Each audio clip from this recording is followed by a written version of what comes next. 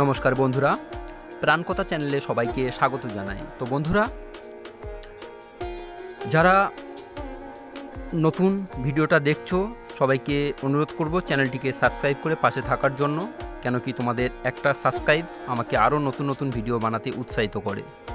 তো বন্ধুরা, আজকের কলকাতায় বেশ কিছু নামি দামি প্যান্ডেল তোমাদেরকে ঘুরিয়ে দেখাবো। যেমন এখন আমরা চলে এসেছি কোদালিয়ার দাসপাড়াতে, যে প্যান্ডেলটি প্রত্যেক বছর সেরা সেরা পুরস্কার পেয়ে থাকে। তো এবছর এনাদের ভাবনা হলো অপেরা হাউস অফ প্যারিস। তো তোমরা দেখা পাচ্ছ বন্ধুরা, অসম্ভব সুন্দর করে তৈরি করা হয়েছে পূজা মণ্ডপটি। অপেরা হাউস যেটা প্যারিসে অবস্থিত, তো তারই আদলে পূজা মণ্ডপটি তৈরি করা হয়েছে, অসম্ভব সুন্দর লাগছে। তো এরপর আমরা চলে এসেছি মানিকপুরের একটি পূজা মণ্ডপে।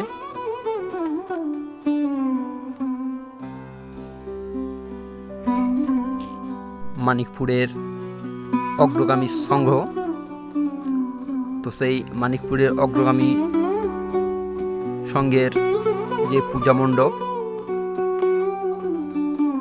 তো সেটি আমরা এখন পরিদর্শন করছি।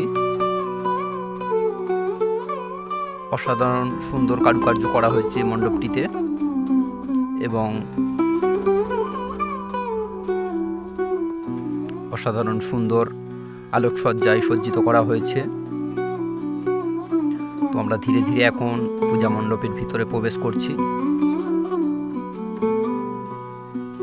পূজা মণ্ডপের ভিতরে খুবই সুন্দর করে সাজানো হয়েছে।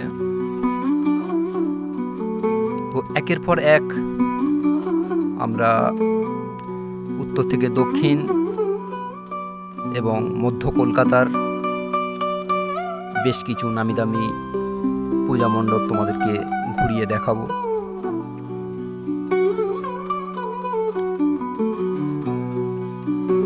বন্ধুরা, আমরা পূজা মণ্ডপের ভিতরের যে ঝাড়বাতি সেটা দেখছি, অনেকটাই বড় একটা ঝাড়বাতি এখানে করা হয়েছে। তো আমরা এখন চলে এসেছি হরিনাবি থেকে ভিতরে একটি পূজা মণ্ডপে।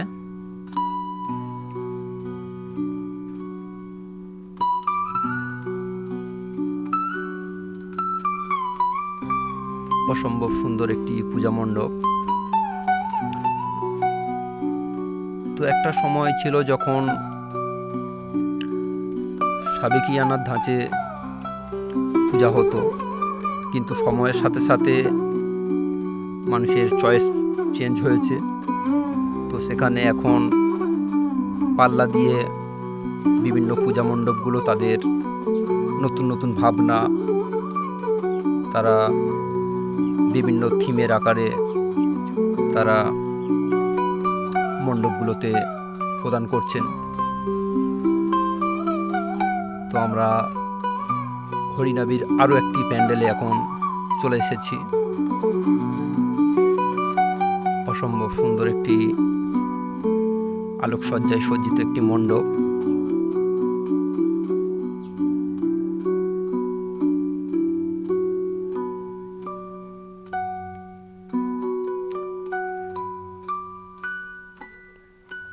বহু মানুষের সমাগম হয়েছে।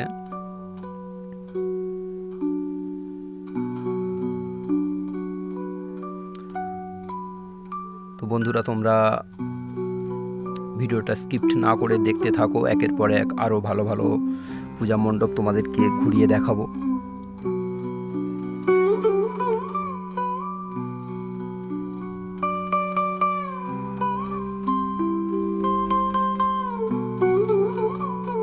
আমরা এখন চলে এসেছি হরহরিতলার একটি পূজা মণ্ডপে। মণ্ডপটির ভিতরে হাত পাকা দিয়ে সাজানো হয়েছে। এনাদের ভাবনা হলো কুটির শিল্প, বিভিন্ন হস্তশিল্প, সেগুলোকে এখানে তুলে ধরা হয়েছে। তো এরপর আমরা চলে এলাম সুভাষগ্রাম স্টেশন থেকে 5 মিনিটের দূরত্বে একটি পূজা মণ্ডপ, বাদুরতলা। তো সেই সুভাষগ্রাম স্টেশন এবং সুভাষগ্রাম হসপিটালের মাঝ বরাবর এই বাদুরতলা। তো এখানকার যে মণ্ডপটি করা হয়েছে এটা একটা পুরানো রাজবাড়ি, তো সেই আদলে মণ্ডপটি তৈরি করা হয়েছে। তো এই বাদুরতলা ওরফে চাংড়িপোতা, তো সেই চাংড়িপোতা যে ক্লাব, তো তাদের এবছরের থিম হলো পুরনো রাজবাড়ি। তো আমরা এখন চলে এসেছি দমদমের তরুণ সংঘ। তো দমদমের তরুণ সংঘে অসম্ভব ভিড় হয়েছে, যেটা তোমরা ভিডিওতে দেখা পাচ্ছ। তো বিভিন্ন স্বেচ্ছাসেবক থেকে শুরু করে বিভিন্ন পুলিশ এবং সিভিক ভলেন্টিয়ার যারা রয়েছে, তারা মানুষজন যারা পুজো দেখছে একে একে তাদেরকে মণ্ডপের ভিতরে প্রবেশ করাচ্ছেন এবং ঠাকুর দেখে যাতে তারা ভালোভাবে বের হতে পারে, তো সেই কাজগুলো তারা করছেন। কেন কি বহু মানুষের এখানে সমাগম হয়েছে। অসম্ভব সুন্দর আলোকসজ্জা এবং অবশ্যই অসম্ভব সুন্দর পূজা মণ্ডপ এবং মাতৃ প্রতিমাও অবশ্যই অসম্ভব সুন্দর করা হয়েছে।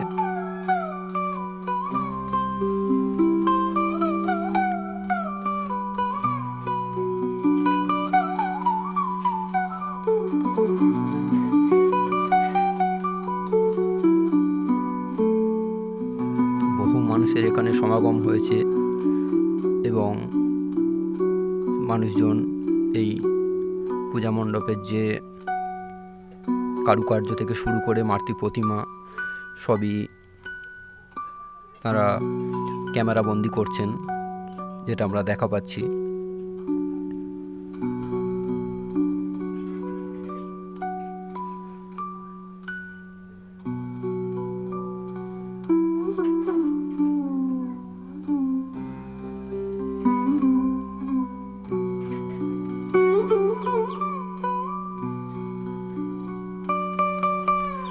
দমদম তরুণ সংঘ প্রত্যেক বছর তাদের নতুন নতুন ভাবনা তুলে ধরে।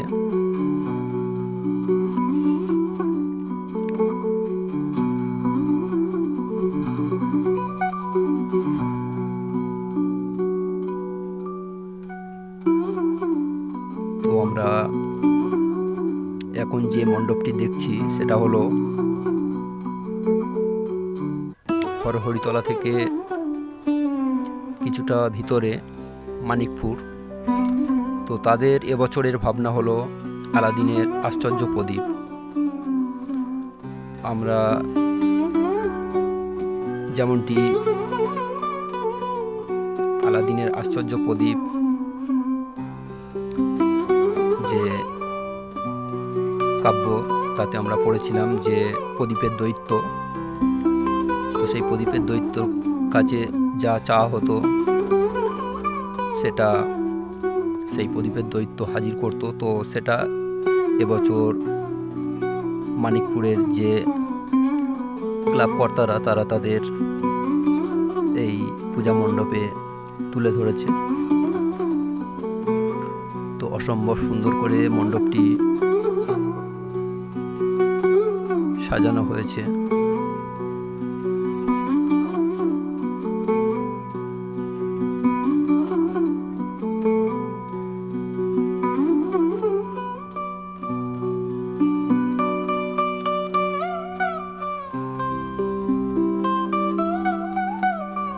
অসম্ভব সুন্দর আলোকসজ্জায় সজ্জিত করা হয়েছে মণ্ডপটি। তো আমরা ধীরে ধীরে মাটি প্রতিমার দিকে এগিয়ে যাচ্ছি।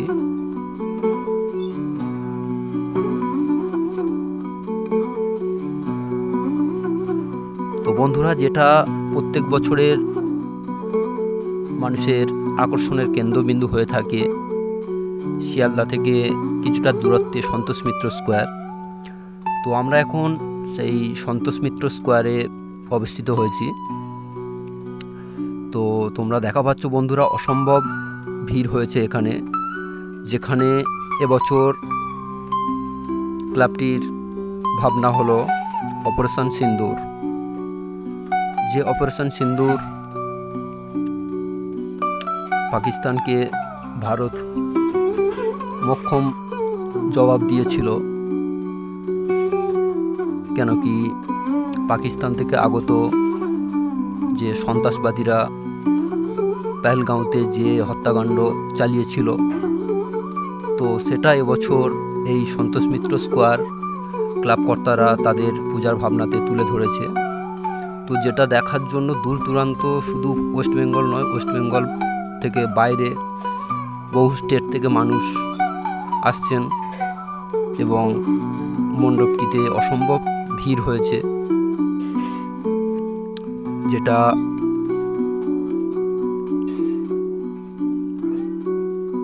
মানুষজন দেখছেন এবং যারা মণ্ডপটিতে আসতে পারেননি তাদের দেখার জন্য ক্যামেরা বন্দি করছেন।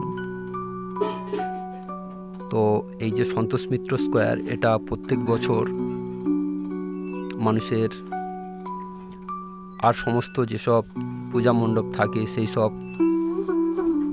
মণ্ডপের মতো এটা সবারই আকর্ষণের কেন্দ্রবিন্দু থাকে। তো যারই সুবাদে বহু মানুষের এখানে আগমন হয়ে থাকে।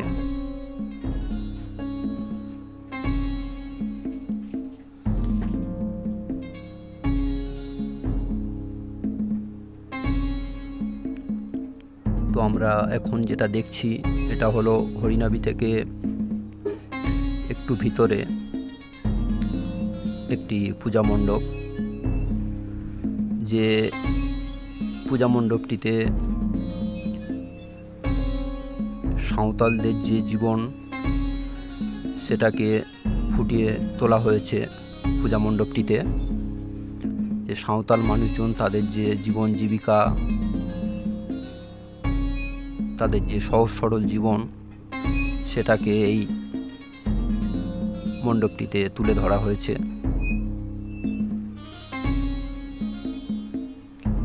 অসম্ভব সুন্দর মাতৃ প্রতিমা আমরা এখন দর্শন করছি।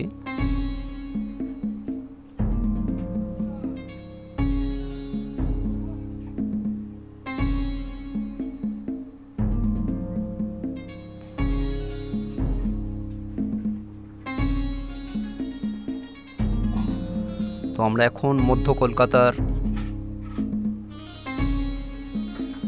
একটি পূজা মণ্ডপে উপস্থিত হয়েছি।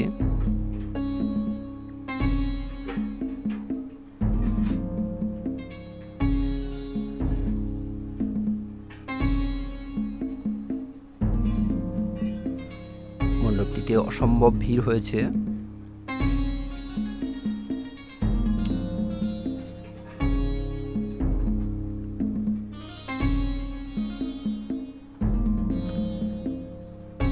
তো আমরা এখন যে মাটি প্রতিমা দর্শন করছি, তো মাটি দিয়ে পুরো যে মাটি প্রতিমার যে সাজ, সেটা মাটি দিয়ে তৈরি। অসম্ভব সুন্দর একটি মাটি প্রতিমা আমরা এখন দর্শন করছি।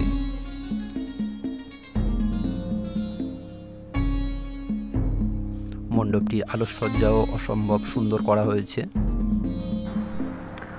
তো যে সকল নতুন বন্ধুরা আমার এই ভিডিওটা দেখছো, তো প্লিজ আমার এই প্রাণকথা চ্যানেলটিকে তোমরা সাবস্ক্রাইব করে নিও, কেন কি তোমাদের একটা সাবস্ক্রাইব আমাকে আরও নতুন নতুন ভিডিও বানাতে উৎসাহিত করে।